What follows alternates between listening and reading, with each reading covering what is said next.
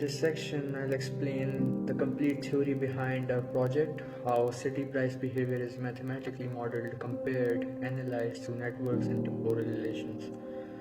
We begin with CPI price data, which contains a large variety of products.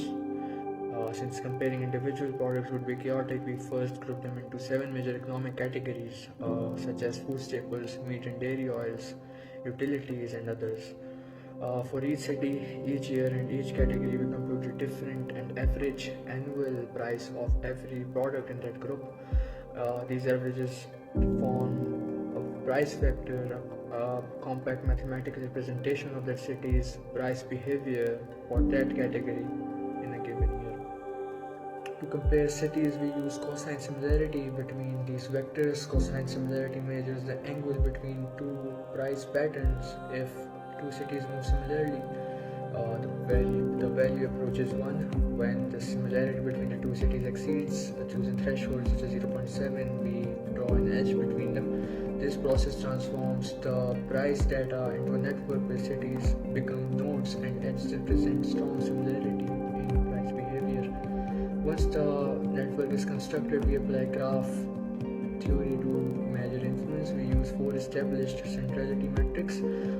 Degree centrality, which counts how many cities a given city is strongly connected to; a closeness in centrality, which shows how near a city is to all other in the network; betweenness centrality, which measures how often a city acts as a bridge and eigenvalue; centrality, which captures influence based on importance of a city. Each metric highlights a different dimension of dominance, connections, accessibility, brokerage, and indirect influence. We combine them into a single influence score and then scale that score by each category's economic importance to produce a realistic measure of how central each city in Pakistan prices ecosystem.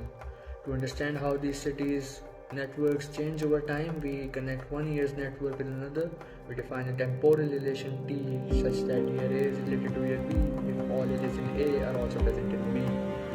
This means B is at least as connected as A or possibly more connected. We can check whether T satisfies the properties of a partial order, reflexive, and symmetric, and as well as transitive.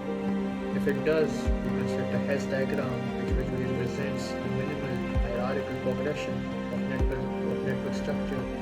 This diagram clearly shows how intercity price relationships expand, stabilize, or weaken over time.